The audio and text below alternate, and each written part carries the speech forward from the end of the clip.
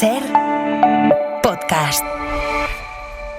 Estás escuchando El Abierto de Hoy por Hoy. Cada día analizamos las noticias más relevantes de la actualidad, las claves políticas, económicas y sociales, con las voces de los protagonistas y los distintos puntos de vista de nuestros tertulianos. Tiempo para el análisis, tiempo para el abierto. Estamos a martes y tenemos muchas cosas que comentar por delante con la ayuda de Ignacio Escolar. ¿Qué tal? Muy buenos días. Buenos días, Ángeles. Elena Pisonero, muy buenos días. Buenos días, Ángeles. Y Carlos Sánchez, muy buenos días. Muy buenos días. Antes de nada, vamos a intentar explicar lo que sabemos hasta ahora, porque parece que hay una incidencia a nivel nacional con la telefonía fija. Tanto es así que algunos servicios de emergencia han tenido que poner servicios alternativos para que la gente pueda llamar. Y a esta hora, Jordi Fàbrega, buenos días. ¿Qué sabemos exactamente? Pues lo que sabemos es que, como dices, hay algunas incidencias en las llamadas a teléfonos fijos. No es a todos, pero sí que incluso nosotros estamos teniendo algunos problemas cuando llamamos a números de teléfonos fijos. Parece que es un problema que está afectando al menos a distintas regiones de España. De hecho, el 112 de la Comunitat Valenciana ha habilitado un teléfono alternativo porque habla de que está sufriendo incidencias y que estas incidencias se están produciendo en la Red Nacional de Comunicaciones. Estamos intentando averiguar qué es lo que está ocurriendo y el alcance de esta incidencia que, insisto, al menos sí que nosotros mismos estamos sufriendo al hacer algunas llamadas, pero que no es generalizada porque sí que hay algunos teléfonos fijos que están dando respuesta, aunque no todos. Pues les mantenemos informados. Vamos a intentar averiguarnos, Jordi, qué es lo que está pasando con estos problemas. Claro que es verdad que la telefonía fija, como ya prácticamente nadie utiliza los fijos, es más difícil de detectar. Si esto pasara con los móviles, como pasó el día del apagón, evidentemente todo el mundo se dio cuenta, pero como ahora prácticamente nadie llama a los fijos, es más difícil de detectar la anomalía. Y nosotros, como decía Jordi, nos hemos dado cuenta porque sí dificulta nuestro trabajo. Nosotros, entre las diferentes redacciones de la cadena SER, sí nos comunicamos a través del teléfono fijo y nos hemos dado cuenta de que no funcionaban. Pensábamos que era un problema nuestro, pero se ve que es una incidencia que afecta a muchos más puntos de España. Vamos a intentar recabar información y en cuanto tengamos cuál es el problema se lo contamos a los oyentes. Claro, los que estáis aquí no os habíais dado ni cuenta. No me había enterado. O sea, ¿cuándo es la última vez que llamabais a un fijo? Estoy intentando recordar. La verdad es que, bueno, yo ya no tengo en casa directamente. Claro, es que la gente ya no los utiliza. Tú tampoco. No, para nada. No tengo, como dice Ignacio, ni siquiera sé dónde está el teléfono. O sea que... ¿Y tú, Elena? No lo usamos, ¿no? Vale, yo me llamaba a mi madre, pero en cuanto murió mi madre dejó de tomar. Es muy de la gente mayor. Llamo a mi abuelo. Exacto. Y aún memorizo su número. Bueno. Exacto, es muy de llamar a la gente. Como presume de joven, el joven Ignacio. Bueno, es un abuelo muy mayor ya. Lo decimos también sobre todo porque si hay alguien que se está intentando poner en contacto con su centro de salud, bueno, pues que sepan que también a través, ahí también es un teléfono fijo, es decir, toda aquella gestión que tengan que hacer a través de un teléfono fijo, que sepan que de momento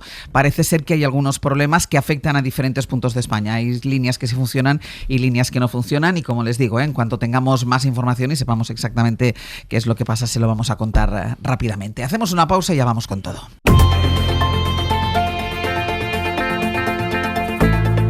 El Abierto.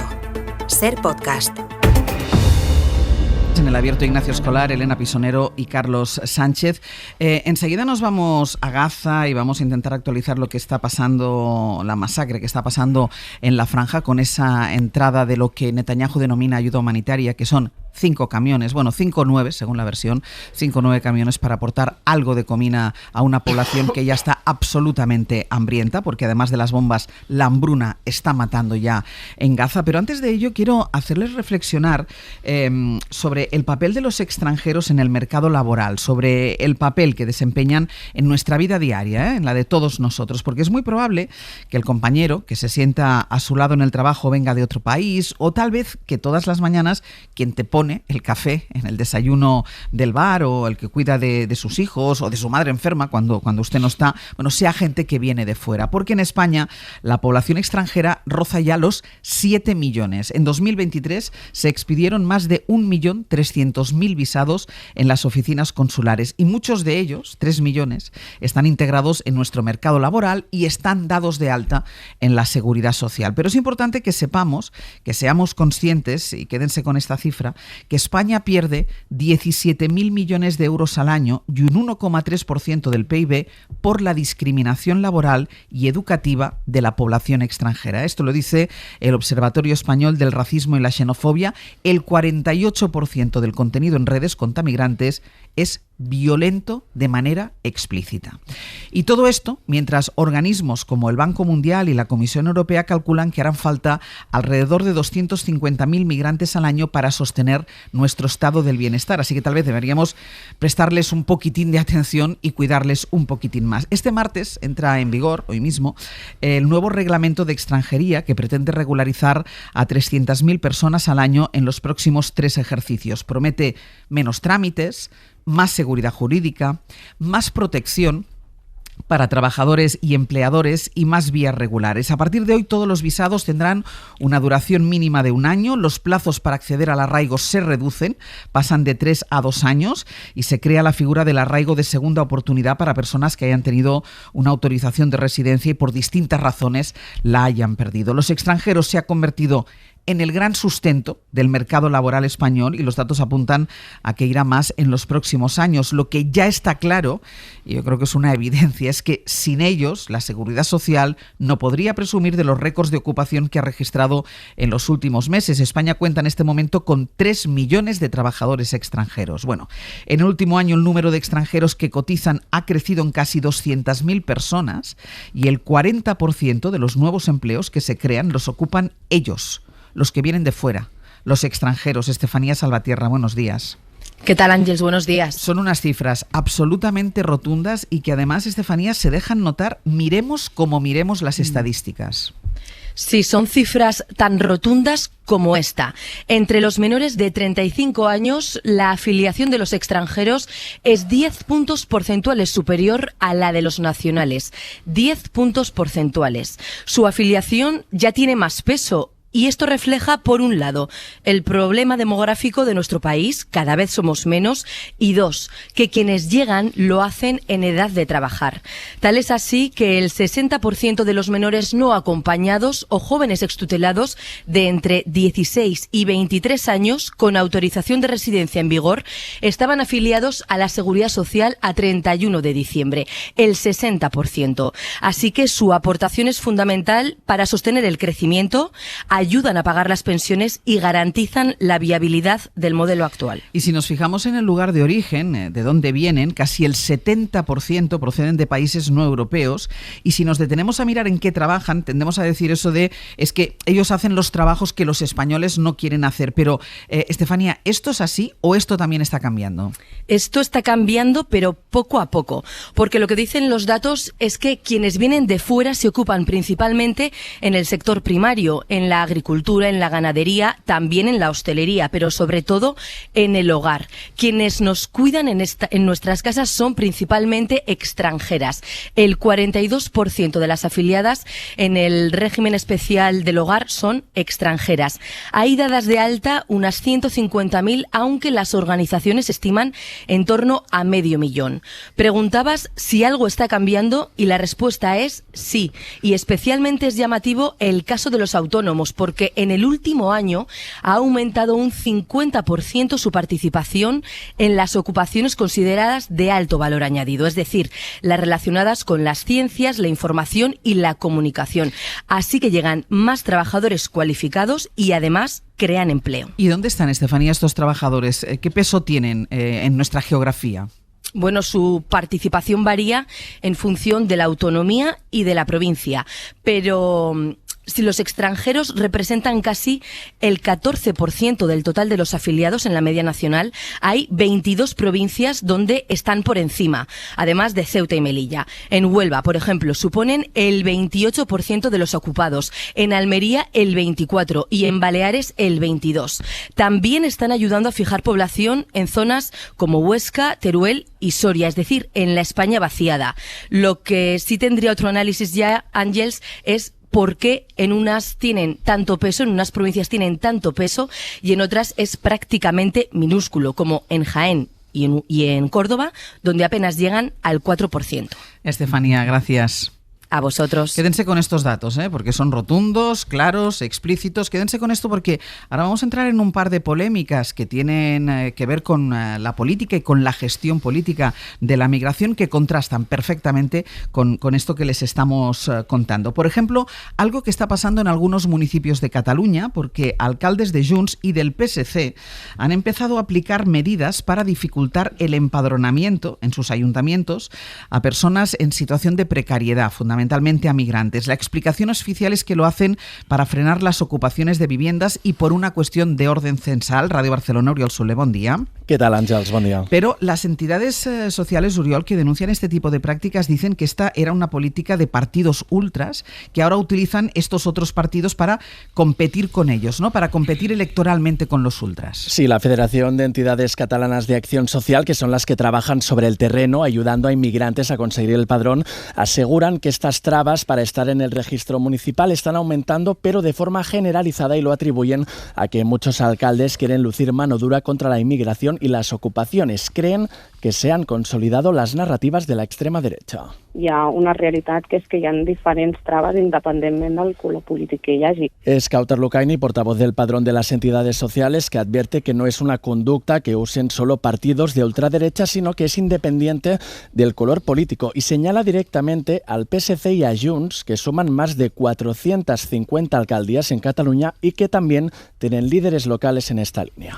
Veiem com augmenta en els diferents municipis l'ús de l'empadronament com a eina para expulsar invidentes. Dice que se usa el padrón como herramienta para expulsar a personas migrantes y señala directamente a los alcaldes de Junts, de Figueras, Banyoles o Olot, pero también a alcaldes socialistas de grandes ciudades del área metropolitana de Barcelona como l'Hospitalet, Santa Coloma, Cornellà, Mataró o Canovelles. Esto al margen de gobiernos locales que ya son desacomplejadamente xenófobos, diríamos los sospechosos habituales como Xavier García Albiol del PP en Badalona o Sílvia Oriols de Alianza Catalana en Ripoll. No poder empadronarse no es poca cosa, porque tiene consecuencias directas sobre la vida de estas personas, porque les dificulta pedir ayudas básicas, por ejemplo. Oriol, tú nos traes 3 casos especialmente flagrantes de gente que lleva años viviendo en Cataluña y que por distintos motivos ha pasado por un calvario para poder entrar en el registro municipal en medio de una situación personal que ya es muy complicada por sí misma. Sí, por ejemplo, Omar, él vino de Gaza huyendo de las bombas israelíes y llegó a Cataluña en febrero del 2024. Desde entonces le ha pasado de todo.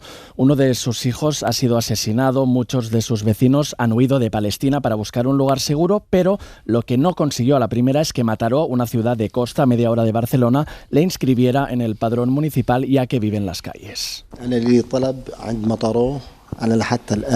Otro caso es el de Ibra, senegalés de nacimiento, estuvo 2 años viviendo en la calle y ahora ha conseguido plaza en un albergue municipal. Su principal problema es que tiene diabetes del tipo 1, necesita inyectarse insulina cada día y sufre por no tener tarjeta sanitaria. En pocos días sabrá si entra o no en el registro municipal de Mataró. Si tú no tienes padrón, tú no puedes cambiar tu vida. Si tú no tienes papeles aquí en España, tú no puedes trabajar, tú no puedes cambiar tu vida. Y el último caso, el último ejemplo de estas trabas por el padrón es Hala. Ella llegó hace 6 años desde Marruecos y le denegaban el padrón por vivir en una habitación realquilada de forma ilegal. Mucho problema para el padrón, mucho tiempo yo esperando. Cada cita, una cita, otra cita. 3 personas que nos han pedido salir con nombres falsos quieren preservar el anonimato por miedo a represalias, una muestra de cómo de vulnerables e inseguros se sienten ante un trámite que según la ley debería ser tan sencillo como rellenar un formulario. Oriol, gracias. A vosotros. Esto en Cataluña. Déjeme que añada esta fotografía que estamos haciendo sobre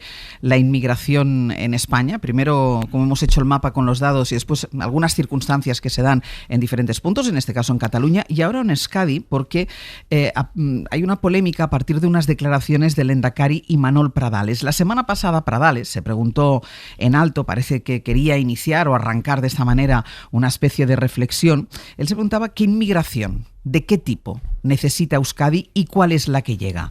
Radio Bilbao, Gonzalo Loza, Egunon. ¿Qué tal, Egunon? Y es que además mañana en el Senado una senadora del PNV le va a preguntar al gobierno si va a reducir las plazas del futuro centro de migrantes que hay proyectado en Vitoria, que será el más grande de España. Y una cosa y la otra han llevado al Partido Socialista de Euskadi a decirle al PNV que su discurso se parece al de la caverna de Vox en materia de inmigración.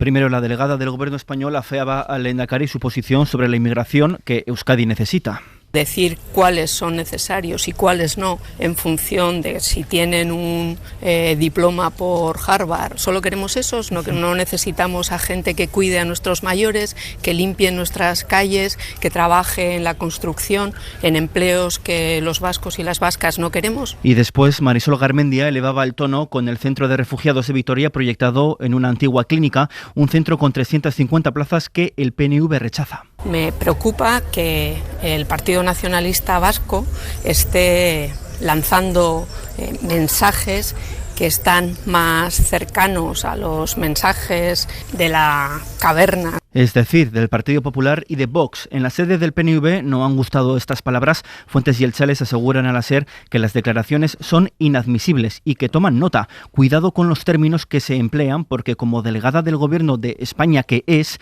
lo tomamos como un mensaje de Moncloa. Este debate llegará mañana al Senado y el viernes al Parlamento Vasco.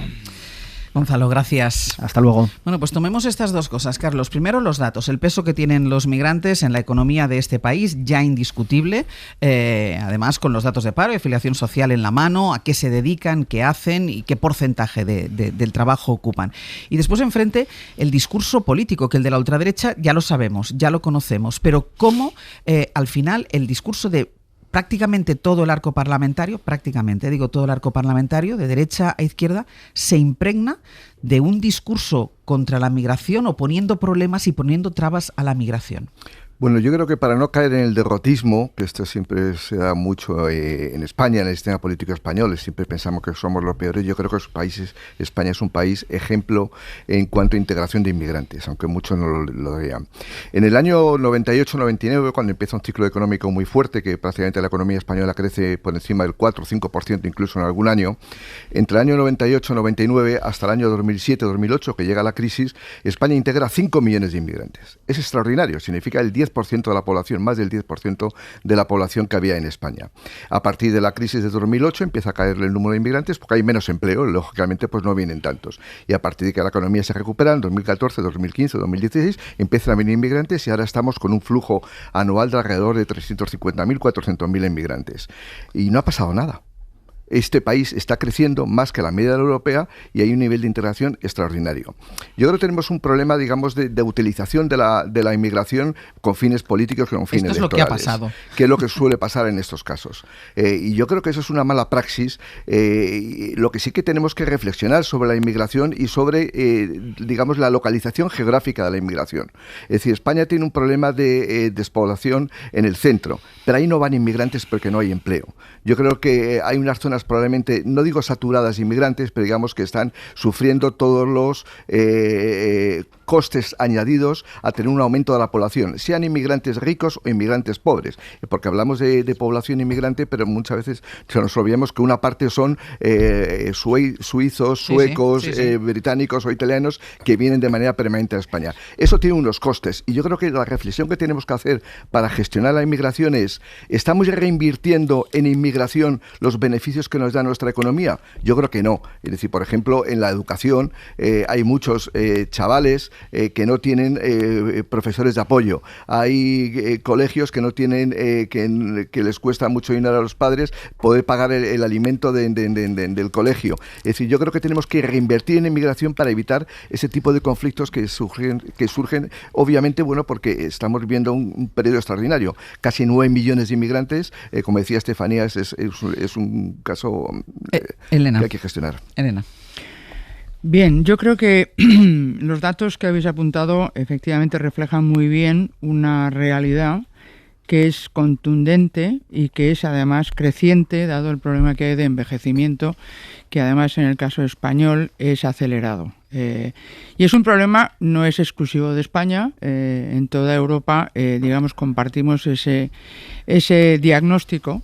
Y yo creo que la dificultad o la politización, digamos que obedece a un cierto, no voy a cualificarlo porque no tengo los datos, ¿no? Malestar general en un planteamiento que se hace normalmente de suma cero. Es decir, lo que se llevan unos, nos lo quitan a otros, ¿no? Y esta es la dinámica polarizante, que es muy peligrosa porque es lo que lleva a la instrumentalización política y echar la culpa a alguien que digamos pues mejor si es extranjero que a un local, ¿no? Y eso está llevando a un crecimiento de extremismos muy radicales en toda Europa, como estamos viendo en las elecciones pasadas. No es nada, digamos que hay que leer las señales, o sea, hay un descontento de base que no se está sabiendo canalizar o responder con políticas en las que el extranjero se ve como un competidor para los mismos servicios públicos. Y eso es un hecho que no podemos obviar. Es muy relevante, en concreto el tema de la vivienda. Es decir, hay una oclusión, hay falta de vivienda accesible y efectivamente el problema es que los ciudadanos locales perciban una discriminación de cualquier tipo. O sea, yo creo que lo que hay que plantear desde una buena política, por ir al ámbito que ha planteado Ángels y que me parece relevante, desde una buena política es no discriminar. O sea, realmente tenemos que creer aquello que propugnamos como un estado de bienestar que no deja a nadie fuera, de aquellos que deciden vivir aquí. Es que ya yo creo que ese tipo de discriminaciones de base yo creo que son intolerables en un país democrático. Y por lo tanto el problema es, como digo, el que no se estén solventando los problemas de raíz sociales en los que se considera que hay demandas desatendidas y cualquier medida que se plantee en favor de la inmigración se considere como una pérdida propia. Sí, pero en el caso de la vivienda yo diría que es al revés, Elena. Sí. En el caso de la vivienda, y te lo digo en primera persona, en el caso de la vivienda tienen una dificultad, cuando no una imposibilidad de que alguien les quiera alquilar, de que encuentren una vivienda. En este caso sí que no, si voy a usar una palabra que no me gusta, pero sí que no son competencia. O sea, porque ellos tienen una dificultad de acceso a la vivienda. Bueno, si los nacidos aquí ya tienen dificultad, pero tienen una dificultad económica. En ese caso se une una dificultad de racismo directamente. En el caso de la vivienda creo que afecta más políticas como las Golden Visa, que te encarecen muchísimos barrios en Madrid de gente que luego no vive ahí, porque es una casa de vacaciones o que se coge para el hijo que viene a estudiar a una universidad privada en España, pero luego no se usa, se queda vacía. Eso sí que está afectando a determinados barrios, sobre todo en grandes ciudades, que la capacidad que tienen la mayoría de los inmigrantes, que lo que tienen es un problema de exclusión del mercado de la vivienda. De exclusión. La razón por la cual muchos inmigrantes acaban pagando una habitación compartida ilegal a un precio por el que podrían conseguir otra cosa es porque esa otra cosa no se la alquilan en muchas ocasiones. Y luego, yo volviendo al origen del debate, yo me resisto a analizar el tema de la inmigración exclusivamente con motivos económicos, porque me parece una trampa. Hay una parte que está previa a la economía, que son los derechos humanos, que son los derechos, en fin, que tiene cualquier ciudadano, y si la ley dice que hay que darte el padrón porque resides en un municipio, aunque no tengas todavía el permiso de trabajo en regla, que es el caso de muchos inmigrantes, hay que dártelo. No puedes hacer una excepción que además, curiosamente, no se hace con todos los extranjeros. No es un problema que tengan los que vienen de Reino Unido, que ya no es una zona europea, a residir en España, no se les pone estos problemas en el padrón. Es un problema exclusivamente de exclusión por renta, porque son personas, además de inmigrantes pobres, en muchos casos. Pero es que cuando te vas a los temas económicos, como habéis hecho muy bien hoy, lo que te encuentras es que toda esa campaña que hace habitualmente la extrema derecha y que contamina todo el arco parlamentario y que nos mete a todos en un debate similar al de la ocupación, ¿no? No existe el problema en la realidad, se convierte en algo que existe en los medios de comunicación y de repente la gente contratando seguros. Pues es un poco el mismo fenómeno. Y en el tema de la inmigración, lo que te encuentras con los datos macro es que esos 7 millones de inmigrantes que han llegado a España son aportadores netos. Es decir, hay casos puntuales donde pueden recibir ayudas públicas, pero la realidad es que la inmensa mayoría llegan a una edad en la que consumen pocos recursos públicos, porque vienen a la edad de trabajar. Y en la edad de trabajar tú has pasado la infancia, que es cuando consumes recursos públicos, pero no estás en la tercera edad, que es cuando vuelves a ser consumidor de recursos públicos más que alguien que está aportando más a la caja común. Con lo cual la realidad es que nuestra economía, para los nacionales también, sería infinitamente peor si no hubiesen estado aquí estas personas. No tendríamos ni los recursos ni la economía productiva que tenemos, porque hace falta, no podríamos ser competitivos con las exportaciones de fresas en Huelva si no llega a ser por la mano de obra inmigrante, o de tomate en Almería. No seríamos capaces de tener una economía próspera como la que tenemos hoy, que es la más próspera en términos de crecimiento de Europa. y en fin, tendríamos una situación peor, como está demostrando, por ejemplo, el Reino Unido, que se está encontrando ahora con unos problemas enormes por el Brexit relacionados con el cierre a determinados perfiles de inmigración que están complicando muchísimo la economía de Reino Unido. Déjame que vaya a publicidad, que queréis hablar los dos, pero hago una pausa y a la vuelta lo retomamos.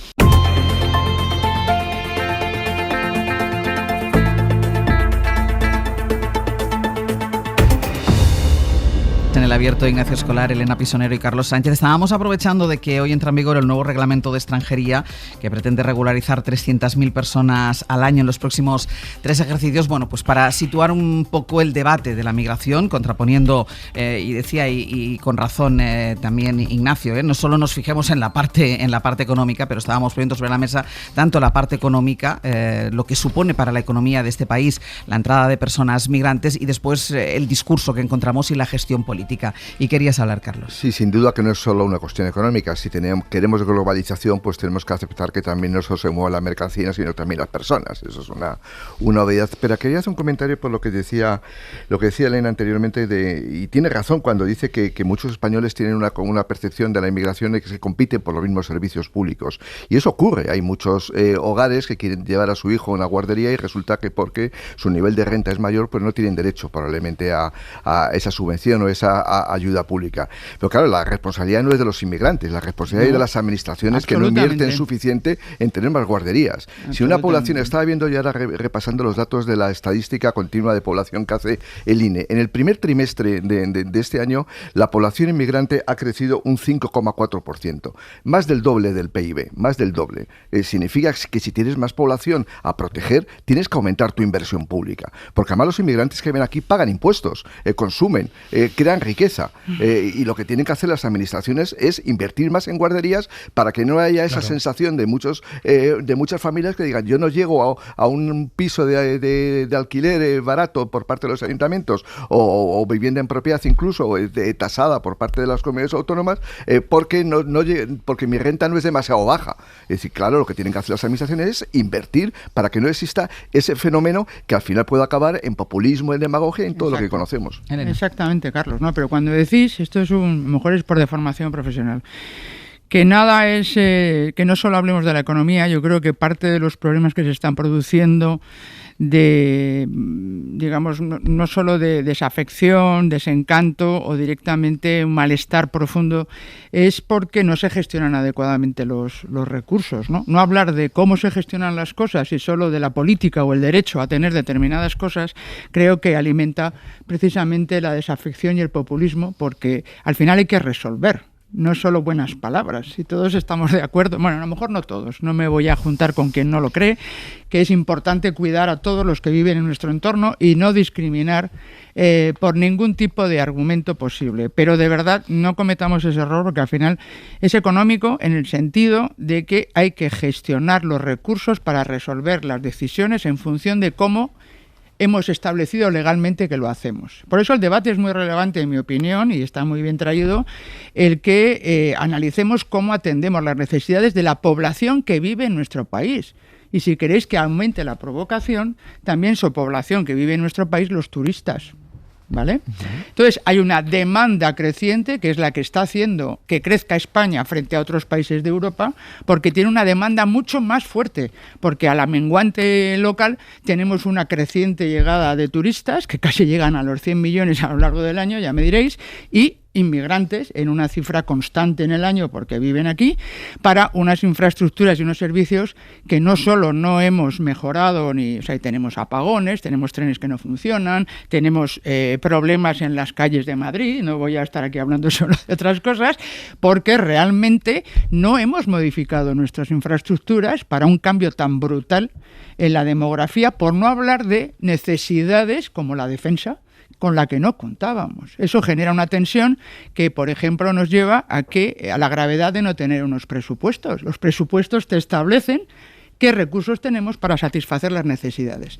Ni hemos actualizado las necesidades que tenemos, ni mucho menos hemos actualizado qué financiación tenemos. Y eso es el gran debate, en mi opinión, que no se está teniendo en cuenta en una Europa que no sabe todavía bien, bueno, sí que lo sabe, el diagnóstico lo tenemos, por dónde vienen las nuevas fuentes de riqueza, qué tipo de servicios tenemos que ofrecer y, por lo tanto, qué reformas estructurales tenemos que hacer en nuestros países para estar al día de las necesidades y los desafíos que tenemos. Ese es el gran problema. Y, por supuesto, aprovecho lo que ha dicho Carlos, el problema no son los inmigrantes, como no lo son los turistas. El problema somos como país que no hemos sido capaces de establecer la organización necesaria para toda esa gran transformación. Y si eso no lo hacemos, hablaremos de quién se lo lleva y a quién se lo quitan. Ignacio, es así. Ignacio. Yo no estoy de acuerdo. Yo creo que no tiene absolutamente nada que ver el gran apagón con que haya llegado 7 millones de inmigrantes. Nada es nada de nada de nada de nada. O sea, no hay ni una sola dato técnico que permita avalar que los 7 millones de inmigrantes han tenido algún impacto en el apagón. Pero parece que sí que los tienes para ser tan categórico en tu planteamiento. No ayuda al debate necesario para resolver los problemas. Creo que el problema que hemos tenido en el apagón no tiene nada que ver con la demanda de los 7 millones más de personas. Nada. Si te miras los datos eléctricos de los últimos 10 años, lo que hay es hay demasiada potencia instalada. No hay un problema de falta de potencia instalada y no ha tenido nada que ver eso con el apagón, eso seguro. Luego, pero sobre el tema de las infraestructuras. Sobre el tema de los presupuestos. El problema de la asistencia social y de los servicios públicos que atañen a los ciudadanos y a los inmigrantes depende de dos administraciones, de los ayuntamientos y de las comunidades autónomas. No hay una sola, prácticamente, de las grandes servicios públicos, la educación, la sanidad, las guarderías, nada que tenga que ver con ni siquiera la política de vivienda, que tenga que ver con los presupuestos generales del Estado. Tienen que ver con los recursos que se destinan en cada sitio. Tiene que ver con que si es prioritario bajar el IBI o construir guarderías en Madrid, por poner un ejemplo. Tiene que ver con eso. Y ahí no creo que sea una cuestión de que lo haga muy mal la derecha, muy bien la izquierda, porque creo que hay problemas en prácticamente los servicios públicos de todas las autonomías y de todas las ciudades de España que están, en mi opinión, infrafinanciados, que habría que gastar bastante más de lo que gastamos en guarderías, en residencias, en un montón en sanidad y en educación, en un montón de cosas donde la economía española ha crecido mucho más y la población española ha crecido mucho más que los servicios públicos que estamos dando. Pero esto no son los presupuestos. Esto es otra ventanilla distinta. Vamos a ver. Es otra ventanilla distinta. Creo que, y sí, algunas de ellas tienen también presupuestos prorrogados, algunas de las autonomías, pero es una ventanilla completamente distinta. Carlos, si me dejas interpretar lo que decía Elena, yo creo que se refería con buen criterio el que a España, afortunadamente se nos han roto las costuras. Claro. Muchas costuras porque tenemos una población que no pensamos hace muchos años. Evidentemente, los presupuestos es un instrumento de política fiscal que permiten, por ejemplo, aumentar las ayudas a los ayuntamientos que reciben más inmigrantes. Porque, como decía al principio, la inmigración le pasa lo que al turismo. En las 2/3 partes de los turistas van a una zona del territorio muy pequeña. Porque nadie quiere ir en verano a las Dos Castillas, nadie quiere ir a muchos sitios. Todo el mundo, la mayoría de los turistas extranjeros lo que quieren es ir a la costa fundamentalmente o al norte de España, pero fundamentalmente a la costa. Es decir, ocurre exactamente lo mismo con la inmigración, que se localiza en municipios que a lo mejor están recibiendo, decíamos antes que la tasa media es el 5%, pero probablemente hay ayuntamientos que reciban un 10-15% en el último año de aumento de la población. Por lo tanto, ahí tienes que tener instrumentos fiscales, que evidentemente los presupuestos es un instrumento fiscal, pero la responsabilidad fundamental está en las comunidades autónomas, que siempre se nos olvida que gastan las 2/3 partes del presupuesto global consolidado del Estado. Las 2/3 partes son comunidades autónomas y los ayuntamientos, que son los que tienen más percepción de los problemas de inmigración. Y me parece increíble que haya ayuntamientos que pongan reparos a un derecho fundamental. Ya estamos hablando de derechos humanos, como es el poder empadronarte en un sitio para tener acceso a los servicios públicos. Eso es una penalización que yo creo que ahí la justicia, la fiscalía debería intervenir de manera eficiente. Lo voy a dejar aquí. Ojalá el debate sobre inmigración se abordara en los términos, pero se abordara en los términos en los que estamos abordando en otros foros, porque es verdad que hay cuestiones que hay que solucionar, que hay que buscar salidas, que hay que invertir, y son cosas que no se hacen porque no se abordan y se queda uno en la espuma de la discusión y del debate, ni siquiera político, del debate partidista. Vamos a hacer una pausa y a la vuelta vamos con todas las novedades sobre Gaza. En el abierto, Ignacio Escolar, Elena Pisonero y Carlos Sánchez. Vamos a actualizar la situación en Gaza. Ayer recuerden que Israel ordenó evacuar Han Yunis, la que era en su momento la segunda ciudad más importante de la franja. Lo ordenó porque dijo Israel que preparaba un ataque sin precedentes. Imaginen, en una zona que está absolutamente devastada. Lo que anunció Israel era un ataque sin precedentes, como si lo que hubiera habido hasta ahora hubiera sido algo suave. Lo ordenó porque afirmó que preparaba este ataque, sí que esta madrugada ha matado a medio centenar de personas. Ayer mató a 120. El goteo es constante. Netanyahu lanzó con ese anuncio dos intenciones distintas. La primera, ya ratificar que van a ocupar toda la franja, la totalidad de Gaza. Pablo Morán, buenos días. Hola, Ángels, buenos días. Y la segunda es que ha permitido que entre un poco, apenas unos camiones, entre 5 y 9, dependiendo de las cifras. Pero es que yo me niego a llamarlo ayuda humanitaria. Ha permitido la entrada de 5 o 9 camiones, porque no se puede llamar ayuda humanitaria a que con la necesidad que hay dentro de la franja de Gaza se permita el acceso, después de casi 3 meses de bloqueo, de 5 camiones. Imaginen ustedes, 5 camiones los tienen en la cabeza, ¿no? Pues todo eso para ayudar a una población que está sometida ya a una hambruna tremenda. Bueno, y además no lo hace por convicción propia Netanyahu, no es que de golpe se apiade de los gazatíes, sino que es que unos senadores de los Estados Unidos le dijeron que no podían soportar seguir viendo imágenes de niños desnutridos y de niños muertos de hambre, y entonces para quedarse más tranquilo y para dejar más tranquilos a los senadores, Pablo ha permitido la entrada de estos camiones. Es un clásico de Netanyahu, hacer equilibrismo para mantenerse en el poder, y ese equilibrio de Netanyahu está ahora en mantener el asedio en Gaza sin provocar demasiado espanto fuera, como el que ha provocado la hambruna en la franja por el bloqueo israelí de las últimas semanas. Por eso, solo por eso, deja entrar esos pocos camiones con la ayuda mínima imprescindible, para que no les acusen de matar a los palestinos de hambre. Lo justo para que tengan un pan de pita y un plato de comida al día, nada más, aclaraba el ministro Ulta Bezalel Smotrich. A todas luces, lo decías, esos 5 o 9 camiones que han entrado ya en la franja son insuficientes para lo que necesita Gaza, donde entraban 500 camiones al día antes del bloqueo. La ayuda que ahora ofrece Israel es una gota en el océano de necesidades de la población palestina, decía este lunes Naciones Unidas. Pero bueno, aliviada la hambruna, o al menos así lo cree Netanyahu, siguen las bombas. Más de 50 palestinos han sido asesinados ya en lo que llevamos de día, en lo que llevamos de este martes, en diferentes ataques a la espera de esa anunciada ofensiva sin precedentes que con la que Israel amenaza la población de Han Yunis al sur de la franja. Allí sigue el éxodo a ninguna parte, porque a los palestinos les queda pocos sitios más en Gaza donde ir. Más del 70% del territorio de la franja ha sido declarada zona de exclusión por el ejército israelí desde la ruptura del alto el fuego. Netanyahu es también claro marcando el objetivo de toda esta renovada ofensiva. El objetivo es ocupar toda la franja de Gaza. Es el sueño de sus socios ultras, contrarios a la entrada de la ayuda humanitaria. Pero ojo, porque es también la pesadilla de los altos mandos del ejército, que ven inviable este plan de Netanyahu de entrar en Gaza para quedarse. El primer ministro espera una reacción de Hamás a esta presión militar, una reacción en la mesa de negociación que sigue abierta en Doha, mientras desprecia las advertencias lanzadas este lunes por Francia, por Reino Unido y por Canadá.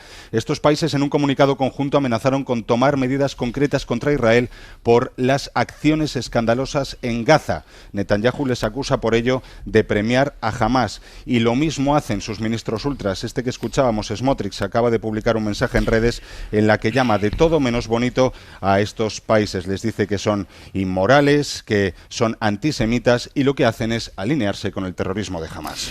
Pablo, gracias. A ti, hasta luego. Claro, porque la pregunta que nos hacemos constantemente, cada vez que damos esto, y nadie va a hacer nada, nadie lo va a parar. Hablaba de estos países, Reino Unido, Canadá, Francia, que amenazan, pero ¿amenazan con qué? La amenaza se queda en nada, y ahora, mientras tanto, nosotros aquí estamos muy entretenidos con todo el debate eurovisivo, como si el debate de la guerra y de la invasión en Gaza se limitara a que Israel participe o no participe, al margen de que consideremos que no tiene que participar en un evento televisivo. Y tanto es así que si empezamos a rascar, empezamos vamos a buscar dónde están las verdaderas relaciones con Israel, con el gobierno de Netanyahu, hoy en el Congreso de los Diputados se va a votar una proposición de ley que han presentado Sumar, Esquerra, Podemos y el BNG, que piden un embargo total de todos los contratos que tiene España con la industria militar israelí, de todos los contratos, incluidos aquellos que no sean de armas. Ana Fernández Vila, buenos días. Hola de nuevo, Ángeles, ¿qué tal? Y lo contabas a las 8 de la mañana, Ana, has tenido acceso a un informe del Ministerio de Economía en el que rechazan respaldar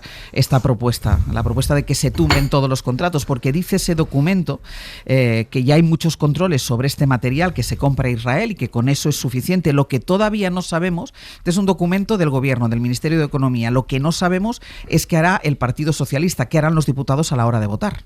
Sí, lo que hoy se decide en concreto es si esta iniciativa se admite a trámite y a esta hora los socialistas siguen sin querer aclarar su voto, así que está en el aire. La proposición de ley de Sumar, Podemos, Esquerra y BNG plantea en concreto una reforma de la Ley de Comercio Exterior de Material de Defensa. Dice el texto que se deberá declarar el embargo a aquellos estados que estén siendo perseguidos por genocidio o crímenes de lesa humanidad por un tribunal internacional, como es el caso de Israel y la causa que hay en la Corte Penal Internacional. La norma establece también que se deberán romper todos los contratos que sean de material de defensa sin necesidad, como decías, de que sean propiamente armas. En la iniciativa se habla, por ejemplo, de material antidisturbios o combustible de ámbito militar. Y también se incorpora un protocolo específico para reforzar la inspección de la carga de los buques y aeronaves que pasen por España con destino a Israel. En definitiva, un endurecimiento de los controles que, de aprobarse, permitiría un embargo automático a Israel, pero que el ala socialista del gobierno no ven necesario adoptar.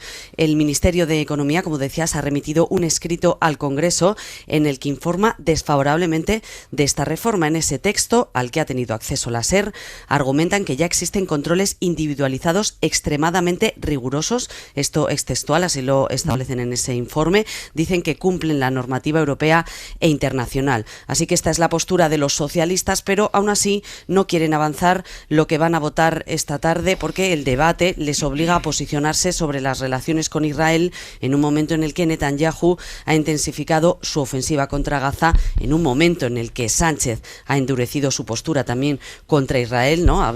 Pidiendo su expulsión de Eurovisión, un debate que llega en la víspera de que Marlaska explique en el Congreso la rescisión del polémico contrato de balas con Israel que reveló la SER, que tuvo que rescindir y que ya puso en pie de guerra a todos los socios del PSOE. Así que veremos hasta qué punto surte efecto la presión de sus aliados esta tarde.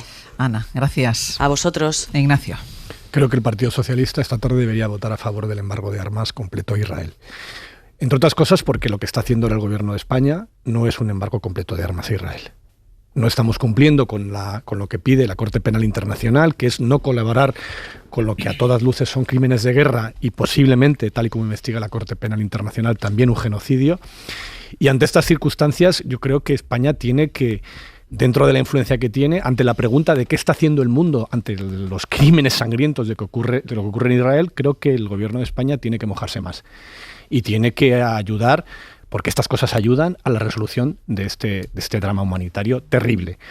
Lo que está haciendo Israel, además, es que ni siquiera se esconde. Basta con leer las declaraciones públicas de los miembros del gobierno de extrema derecha de Netanyahu o de los diputados del Parlamento israelí, cuando hablan, por ejemplo, de esto de de permitir entrar unos poquitos camiones para que Estados Unidos no les apriete más. Dicen públicamente, si fuese por nosotros no entraría ni un gramo de sal. Y esto, en fin, es que entra en la definición de lo que son crímenes de guerra y lo que es un genocidio. Estos desplazamientos masivos de población, de hoy te vas de acá, mañana te vas de allá, vamos a bombardear, apártate. Todo esto está en la definición, en las sentencias internacionales. Matarlos de hambre, Ignacio, matarlos de hambre. Sí, es que es tan sencillo. En fin, es que no deberíamos ni siquiera estar debatiendo sobre la maldad de estos actos. Son evidentes ante toda la opinión pública internacional que quiera informarse mínimamente sobre lo que ocurre allí. Pero sí que creo que en la asunción de responsabilidades que atañe a todos, la que tienen los diputados del Partido Socialista hoy es votar a favor de este embargo esta tarde.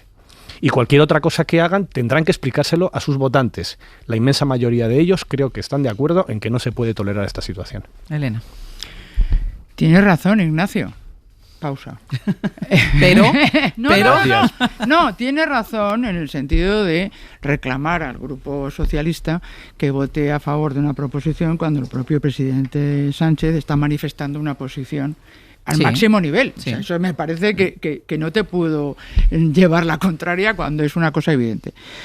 Otro tema, volviendo al debate que teníamos antes, porque creo que el gran debate que tenemos es cómo siguen prosperando los populismos radicales que plantean soluciones fáciles a problemas complejos, es que hay que explicar mejor las cosas.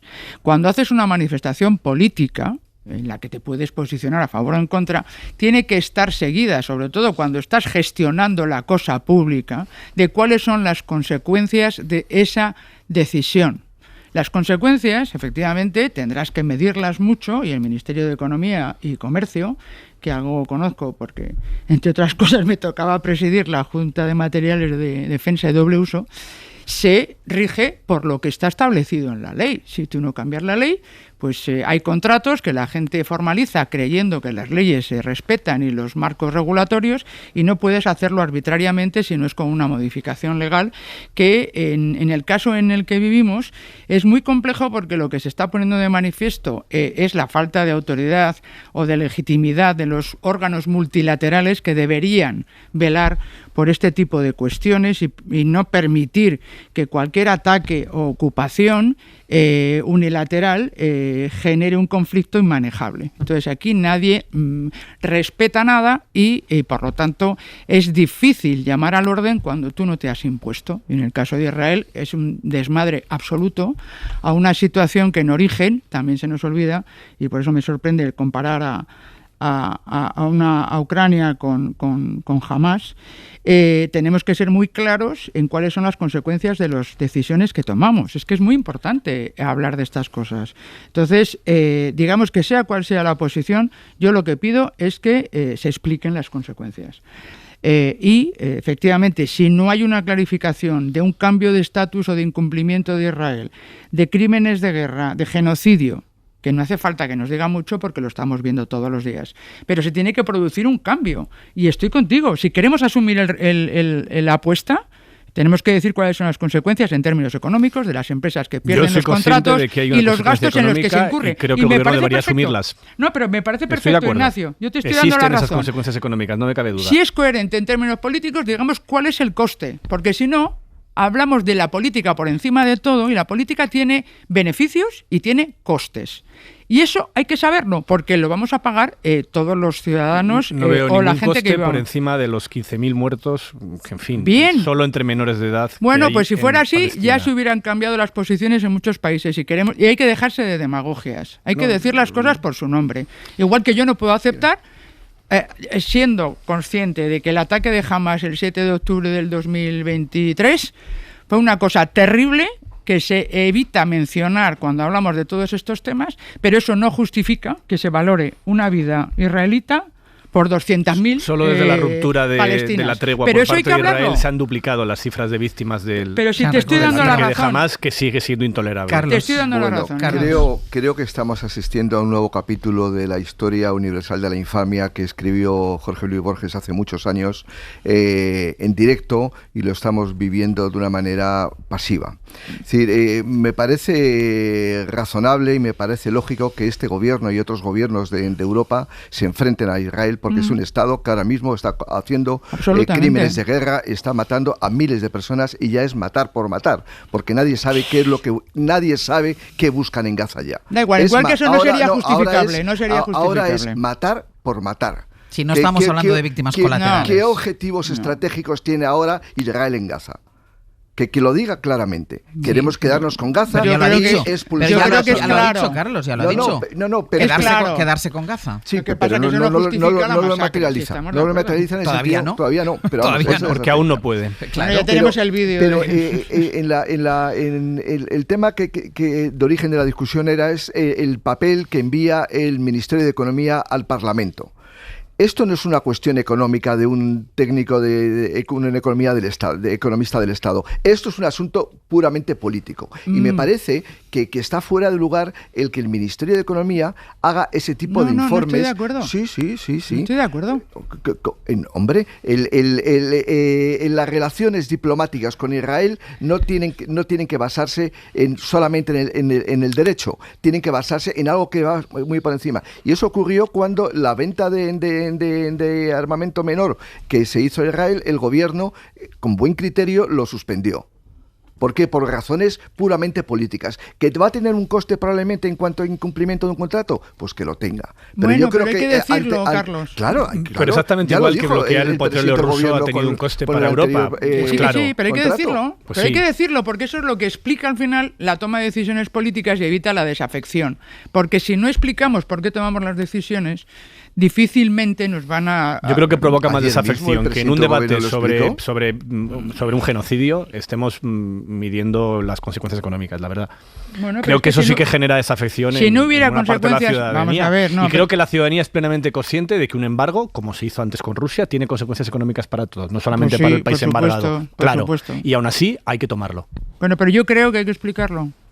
Porque si no, dirá, ¿por qué no has tomado? Si eso no tiene importancia, ¿por qué no tomas otras decisiones políticas que no tomas? Lo explicó perfectamente el presidente del gobierno cuando dijo Israel tiene que ser expulsado de Eurovisión porque está cometiendo actos criminales, actos de guerra. Bueno, y porque incumple las propias normas de Eurovisión, porque ya se expulsó a Rusia por motivos similares o inferiores en algunos casos.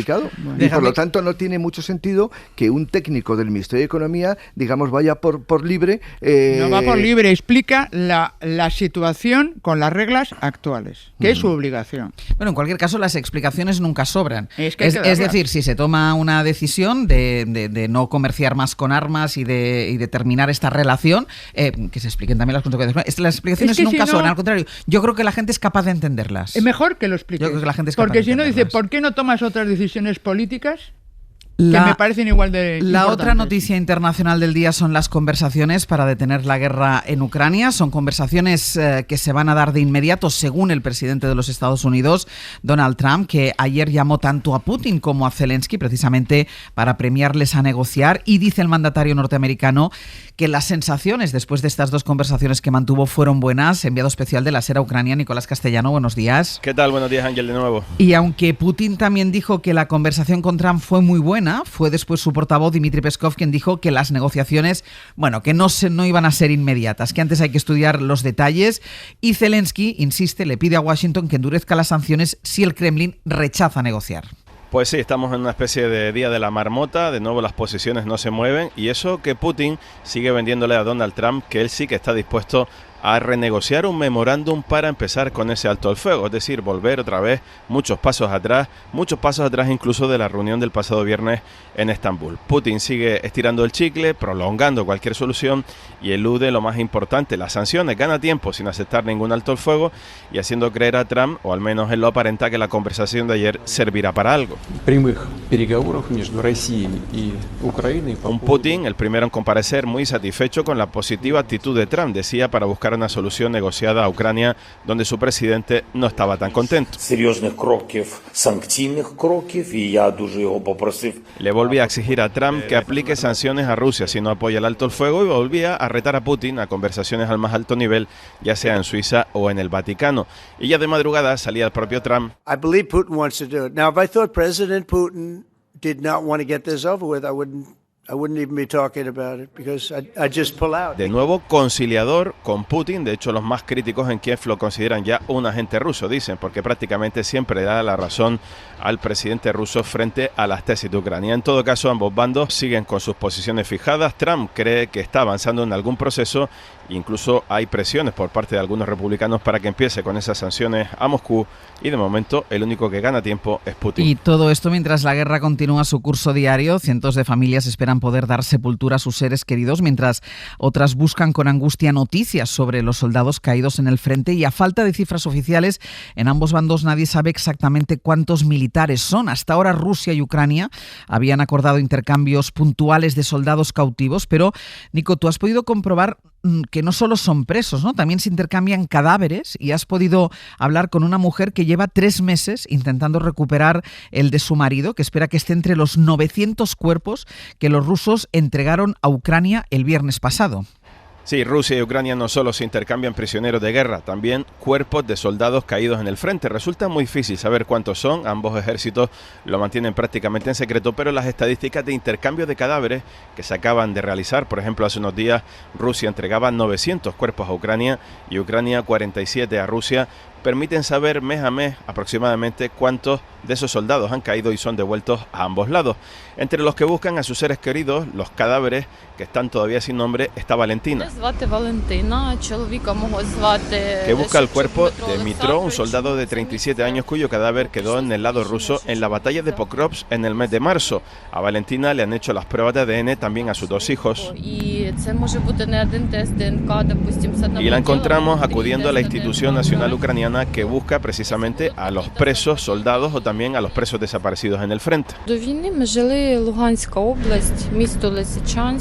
Asegura que espera que los restos de su marido estén entre los 900 cadáveres de soldados ucranianos que entregó Rusia hace solo 3 días. Solo de enero han sido repatriados a Ucrania más de 4.200 cadáveres de soldados por poco más de 150 al lado ruso. Dice Valentina que hay que poner nombre a todos esos muertos. Shevchuk Dmitro Alexandrovich. Sergey. Valentina no es la única, decenas de mujeres aguardan noticias en la misma oficina, en la cola que vemos, con la esperanza de que algún intercambio reciente les devuelva a sus maridos, hermanos o hijos. Nos contaba también una experta que muchas veces no solo se intercambian cadáveres, sino restos de los cadáveres, como algunos miembros cuyas pruebas de ADN sirven para identificar si esa persona está viva o muerta. Son las historias de la guerra, las historias de los nombres y apellidos que siguen en las tumbas de centenares de cementerios de Ucrania. Nico, gracias. Hasta luego, Ángel, buenos días. Y de nuevo en la política española, las últimas novedades sobre la investigación que está llevando a cabo la jueza de Catarroja por las responsabilidades en la gestión de la Dana del pasado 29 de octubre. Y es que la jueza de Catarroja ha expulsado de la causa a manos limpias. Ha tomado esta decisión porque el abogado del ex número 2 de emergencias de la Generalitat, que recordemos está imputado junto a la exconsellera, bueno, pues su abogado está vinculado a su vez con la organización ultra Manos Limpias, que formaba parte de la acusación popular. Miguel Ángel Campos, buenos días. Hola, buenos días, Ángels. Es decir, para que nos entendamos, resulta que este abogado defiende a uno de los imputados y a la vez está vinculado con una de las acusaciones, que es precisamente Manos Limpias. De hecho, este letrado llegó a decir de sí mismo que era abogado de referencia y jefe de los servicios jurídicos de Manos Limpias. Sí, quería hacerle la envolvente, José María Bueno, el abogado de Manos Limpias, a la jueza de la Dana, Nuria Ruiz Tobarra. Como Bueno, también es el letrado del imputado ex número 2 de la Consellería de Interior, Emilio Argüeso, y quedaba en evidencia un hecho proscrito en derecho penal, es decir, que un mismo abogado no puede ser acusación y defensa al mismo tiempo en un único procedimiento. Trató de abjurar de Manos Limpias. José María Bueno le dijo a la jueza que no se fiara de lo que veía en Internet, que no representaba al pseudosindicato. Pero la jueza no ha tragado. La magistrada recalca que en una entrevista en La Razón, Bueno se definió como el abogado de referencia de Manos Limpias, que ha llevado varios de sus procedimientos, como contra el hermano de Sánchez, y que le une una honda amistad con el secretario general del colectivo ultra, Miguel Bernat. La jueza critica el empeño inútil, dice, del abogado de desvincularse de Manos Limpias, concluye que permitir su personación pervertiría el procedimiento e incumpliría lo dispuesto por la Constitución para la figura de la acción popular, y echa al pseudosindicato de la causa, devolviéndole los 6.000 euros que depositó de fianza. Es, Ángels, el segundo grupo ultra expulsado por la jueza de la Dana. Ya echó a hazte oír 2 de los colectivos de ultraderecha presentes en casi todos los procedimientos mediáticos que se siguen, sobre todo en Madrid, si se trata de causas contra el gobierno o partidos de izquierda. En la Dana han intentado de forma persistente y en contra de la jueza imputar a la delegada del gobierno, al presidente de la Confederación del Júcar, y repartir responsabilidades de la catástrofe con el Ejecutivo Central. Y no solo la jueza, la Audiencia Provincial de Valencia, en una decisión respaldada de forma unánime por 6 magistrados, ha avalado la instrucción en contra de las tesis de estos colectivos ultra, que ya no formarán parte de este procedimiento. Campos, y una novedad, y es que una de las acusaciones populares denuncia que hubo 350 fallos críticos de la Generalitat el día de la Dana. Sí, representada por FETAP-CGT, cuyas resoluciones o propuestas a la jueza suelen tener bastante acogida por parte de la magistrada. Presenta hoy un escrito al juzgado al que ha accedido la SER, en el que en 45 páginas detalla retrasos injustificados en la activación del CECOPI, que la Generalitat minimizó las alertas meteorológicas, no dio instrucciones claras a los municipios ni les alertó para que activaran sus planes de emergencia, no movilizó recursos esenciales como bomberos forestales o maquinaria pesada a pesar de que estaban disponibles, o no realizó el seguimiento de los cauces, puntos críticos, carreteras y avisos hidrológicos tal y como lo exige el plan de inundaciones autonómico a pesar de las previsiones de la alerta roja. Así, hasta 357 fallos críticos de la Generalitat el día de la catástrofe que causó 228 muertos en Valencia, según relata esta acusación popular. Campos, gracias. A ti, buenos días. Y sumemos a la actuación de la jueza de Catarroja, la audiencia de Valencia, que ayer avaló la instrucción que está llevando a cabo la jueza, y además lo hizo porque fue ante la audiencia ante la que presentó algunos de sus recursos la imputada Salomé Pradas, cuestionando la parcialidad, la imparcialidad de la jueza, y la audiencia de Valencia avala toda la instrucción que está llevando a cabo la jueza. Y después, apartar del caso a una de estas organizaciones a las que estamos habituados a escuchar, porque son, como decía Campos en el contexto, son los que intentan actuar siempre en todos aquellos casos que de alguna manera afectan o salpican a partidos de izquierda, y que la jueza ha dicho no puede ser el mismo abogado el de un imputado que el de una acusación popular. Carlos. Sí, la utilización torticera de la acusación popular es un viejo conocido de la política española, ¿no? Tenemos organizaciones que están especializadas y además que incluso tienen interés económico, no solamente interés político por derribar gobiernos, porque no quieren defender a los afectados en el procedimiento, sino simplemente defienden razones ideológicas, razones políticas, pero también económicas. Y yo creo que el gobierno hace algunos meses puso en circulación un proyecto de ley, o no sé si está en fase de anteproyecto de ley, en, limitar, restringir la utilización torticera de la acusación popular. Creo que esa es la línea de actuación más razonable, y espero que salga adelante en el Congreso de Diputados. No para expulsar a gente, que tiene derecho, por supuesto, a presentar acusación popular, porque además está la Constitución. Y la izquierda en el debate constitucional defendió la acusación popular porque no se fiaba mucho de la Fiscalía en aquellos años que salíamos del franquismo. Pero una cosa es tengamos acusación popular y es a convertirlo en un instrumento simplemente de guerra política. Ignacio. Además es bastante claro en qué consiste y cuáles son los fines y los objetivos de Manos Limpias en concreto en este y en otras causas. Hay muchas acusaciones populares que funcionan de defensa central. No funcionan de acusación. Entran al campo para jugar en el equipo contrario e intentar torpedear la investigación. Embarrar el partido. Embarrar el partido, sí. Y cuando hablamos de que Manos Limpias es una organización ultra, yo al menos lo hago porque son datos, que están sobre la mesa. Es tan evidente como que el fundador y máximo responsable de Manos Limpias era el número 2 de Blas Piñar en los 80. Es decir, conecta directamente con la ultraderecha franquista española y con su historia en España. Y está ahora, desde este otro puesto, haciendo exactamente lo mismo que intentaba hacer en los 80, que es combatir el sistema democrático y a los partidos de izquierda. Y luego, sobre el caso concreto de Manos Limpias, quiero recordar también que Manos Limpias, como tú decías, en muchos casos no hay solo la sospecha de que tenga motivos políticos, sino también económicos. Fue condenado por la Audiencia Nacional por extorsión y estafa, por cómo utilizaba la acusación popular, y después fue absuelto por el Tribunal Supremo en una sentencia que por supuesto hay que respetar, pero que yo considero polémica, porque lo que argumentaba era que, como en este caso concreto el extorsionado, según la sentencia anterior, era un banco, tenía muchos argumentos, tenía herramientas para defenderse, con lo cual la extorsión no es para tanto, ¿no? Básicamente eso, resumiendo mucho, es lo que argumentaba ese auto. Pero el auto dejaba claro que había un rendimiento económico en esas acusaciones populares. Y creo que evidentemente que hay que regular la acusación popular en España, porque es algo cuyo origen es claramente una defensa democrática, no dejar en la Fiscalía, que en el origen de la acusación popular era un monopolio de un poder real, de un poder no democrático, la acusación en España, pero que ahora mismo es una anomalía absoluta en cualquier sistema democrático europeo. No hay nada equivalente a esta acusación popular en ningún otro sitio de los países a los que nos queremos parecer. Elena.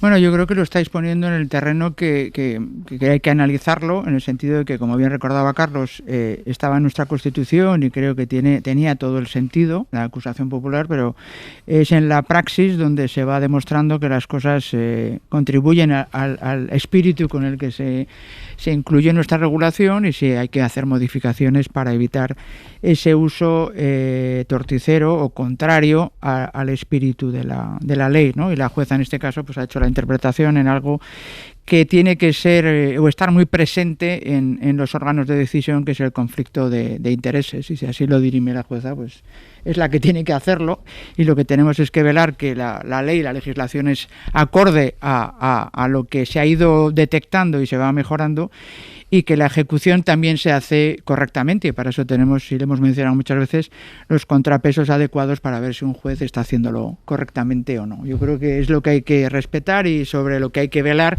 más allá de cualificar o de presuponer que alguien, por un determinado pasado, deja de ser un ciudadano hábil. Y una última cosa, porque ya saben que está preparando el Partido Popular su congreso, previsto para la primera semana del mes de julio. Ayer hubo reunión de la Junta Directiva del partido con la asistencia de los varones, entre ellos Carlos Mazón, y va perfilando, va dando pistas, va dando detalles Alberto Núñez Feijóo sobre lo que pretende o qué le gustaría que saliera de este congreso. Josué Coello, buenos días. ¿Qué tal, Ángeles? Buenos días. Ha habido un desayuno esta mañana protagonizado por el líder del Partido Popular, por Alberto Núñez Feijóo, y no sé si ha dado más detalles, si da más pistas. ¿Qué es lo que ha dicho? No ha dado muchas pistas, Ángeles. Está Feijóo preparando este congreso. Lo hizo ayer en una junta directiva a la que acudió Mazón. Podemos decir como ese familiar cuya visita es inoportuna, porque el presidente valenciano llegó a Génova y se presentó ante los medios como una víctima más del gobierno central y de su gestión. Algo que, según fuentes presentes en la junta directiva dentro de las oficinas de Génova, repitió dentro cuando tomó la palabra al terminar Feijóo. Y, Ángeles, significativa fue la salida de Mazón al ser preguntado por las víctimas de la Dana. Sí, hemos estado con todos los compañeros, trabajando y muy bien, y apoyando lo que os he dicho antes. Ya está. Muchas gracias. Muchas gracias. ¿Cómo es posible que el PP europeo se reúna con las víctimas de la Dana y usted no? No me reúno, no me estoy reuniendo. ¿Con cuántas víctimas se ha reunido? Todas las que lo solicitan. ¿Le va a pedir perdón a las víctimas, como ha hecho González Pons? Gracias. Un ejemplo del poco apoyo que tiene Mazón en la dirección del partido es que el PP valenciano apenas estará representado en este congreso, y eso choca, Ángeles, con el que sí tendrá el madrileño. La mano derecha de Ayuso estará a los mandos de la organización, mientras que su número 3, Ana Millán, será vocal, y eso a pesar de estar cercada por la corrupción de su época de alcaldesa en Arroyo-Molinos, investigada por hasta 4 delitos. Y, Ángeles, decías tú, el desayuno informativo de Alberto Núñez Feijóo no se ha referido explícitamente mucho al congreso, pero sí lo ha dicho de pasada, y también tocando la polémica de Eurovisión. Feijóo acaba de decir esto. Eurovisión es el nuevo Franco del gobierno. Ojalá fuese una broma y no se hubiesen montado un festival de escándalos. En mi opinión, la primera preocupación del señor Sánchez no es quién cante en Eurovisión, sino quién cante en su partido. Presumiendo de liderazgo, Ángeles, y mirando al Congreso del PP, Feijóo también ha dicho que él no es un chisgarabis. Coello, gracias. A vosotros. Hoy por hoy noticias. Ser podcast. Yo tenía un primo Getafe que se tuvo que marchar, se tuvo que ir a Alicante sin poderlo remediar. Ahí de vez en cuando nos llamaba con el ojo todo torcido, con una pena en el alma, que Alicante se había ido. Lágrimas y lágrimas lloró, porque aquí dejó su corazón. Y lágrimas lloró, porque aquí dejó su corazón. Pues venga, estaba esperando que arrancara para ver si soy capaz de ligarlo con algo de lo que viene hoy. Pero no lo sé. Pepe Rubio, Sergio Castro, buenos días. Buenas. Bueno, vamos a empezar por orden. En unos minutos, Comando Norte con Nacho Carretero y Aitana Castaño para hablar de un tema que en realidad nos afecta a todos, o que nos puede afectar a todos. Vamos a hablar del dolor crónico, de cómo soportarlo, de cómo vivimos con él, de cómo podemos amortiguarlo. Lo vamos a hacer con Álvaro Pinteño, que es fisioterapeuta, y nos vamos a poner nunca mejor en sus manos para que nos trate de puede aliviar. Dolor crónico en la primera parte, ¿qué más? Bueno, yo creo que liga con mis experiencias la música, la mujer que viene con Chema Rodríguez es Virginia, una estadounidense que llegó a Madrid atraída por una música que escuchó en Boston, el flamenco, convirtiéndose en bailaora profesional. Después se casó con un tenor argentino, fundó una agencia a través de la que trajeron a España a las mejores compañías de ópera y danza. Personajazo. Personajazo que estará a partir de las 10:30 con nosotros. Después nos vamos a meter en el jardín de Eduardo Barba. Primero voy a pedir las llamadas 900-100-800, 900-100-800, ya están preparadas las compañeras para cogerlas, para las consultas. Si funcionan los teléfonos. Sí, para las consultas de los oyentes sobre flores y plantas que quieran hacer a Eduardo Barba. Y además Eduardo va a hablar hoy y dar la bienvenida a un nuevo vecino del jardín. Es el arce japonés, árbol de hoja caduca, que con la llegada del otoño pues notaremos esas hojas rojizas, naranjas, amarillas tan bonitas. Yo tengo uno. Mira cómo se le han iluminado los ojos a Ignacio. El japonés es estupendo, pero tiene que dar el sol. Sí, es precioso. Si no tiene sol directo se ponen las hojas verdes. 900-100-800, después si quieres llamar para hacer alguna consulta sobre el arce japonés, vale. Y también nos va a presentar a los macarras de la primavera del jardín, que son los geranios. Vale. Y vamos a terminar con 15 minutos de fama con Martín Bianchi para hablar, entre otras cosas, de Yo Bárbara, mis memorias. Bárbara Rey ha decidido publicar sus memorias, tenía la idea inicial de hacerlo después de muerta, pero ha dicho, ¿para qué esperar si esto puede dar mucho juego y todo lo podemos pasar? Lo voy bien. a hacer ahora. Sí, por ejemplo, una de muchas cosas de las que vamos a hablar con Martín Bianchi. Pues venga, todo esto desde ahora y hasta las 12:20 de la mañana. Ignacio Escolar, Elena Pisonero, Carlos Sánchez, hasta la semana que viene. Chao. Adiós. Para no perderte ningún episodio, síguenos en la aplicación o la web de la SER, Podium Podcast o tu plataforma de audio favorita.